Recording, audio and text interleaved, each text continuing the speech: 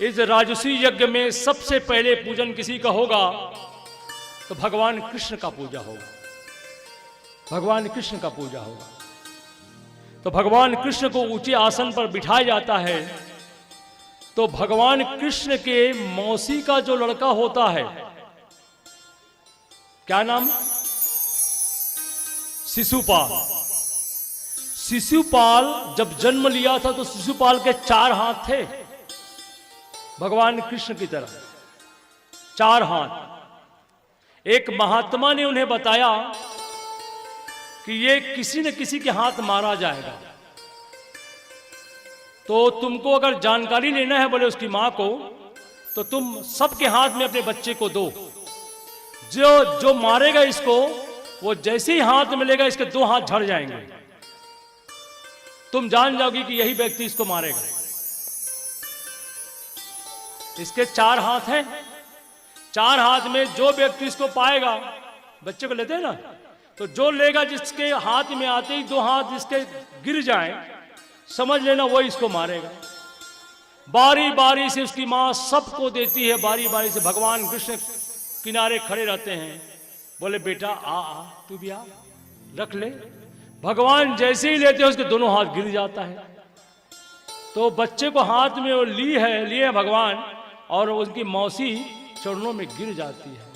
भगवान को कहती है बेटा तू मेरे बेटे को बख्श देना, मत मारना, मैं मां हूं, मेरे को इतना तो वरदान दे सकता है तू।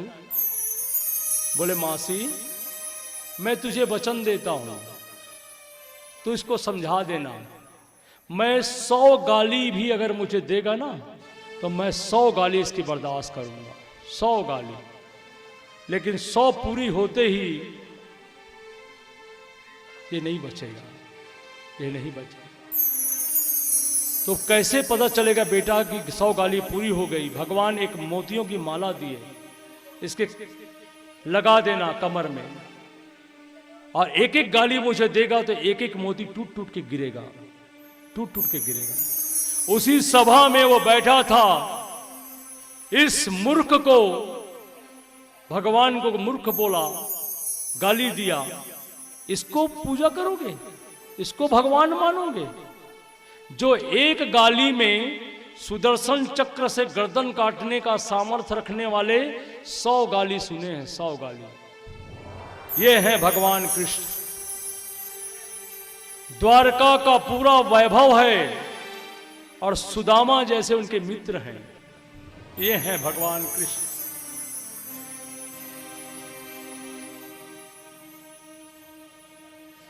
अर्जुन की घोड़ा गाड़ी चलाते हैं, चतुर्भुजी नारायण हैं, अवतरित हुए हैं और घोड़ा गाड़ी चलाते हैं।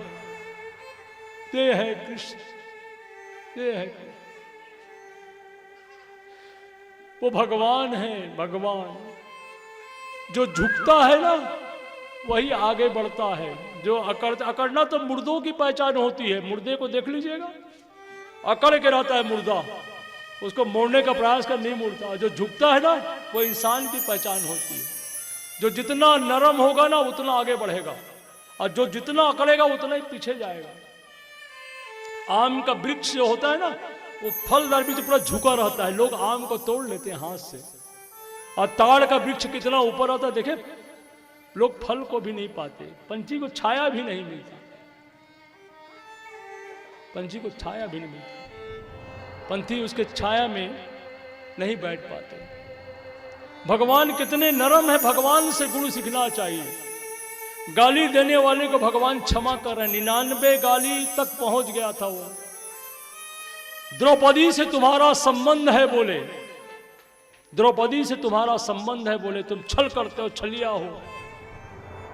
भीष्म पितामह ने कहा चुप हो जा, कुछ मत बोल, तुम्हारी जबान कट जाएगी बोले। अरे बुढ़े तू बैठ बोला। जहां भगवान ने सुना कि मेरे भक्त को गाली दिया है, भगवान ने कहा शिशुपाल अपने मोती गिन ले। उसने डर के मारे मोती छुआ, एक भी मोती नहीं था, सब मोती गिर गया था। 100 गाली पूरा हो गया। भगवान ने सुदर्शन चक्र निकाला और सुदर्शन चक्र को आज्ञा दी, इसके सिर को धड़ से अलग कर दो। और सुदर्शन चक्र गया और शिशुपाल के गर्दन को काट दिया। और उसकी जोत निकली और वो जोत निकलकर भगवान में समा गई। भगवान में समा। बोले राधा सर्वेश्वर भगवान की जय हो। बोले भागवत भगवान की जय हो। कृष्ण कन्हैया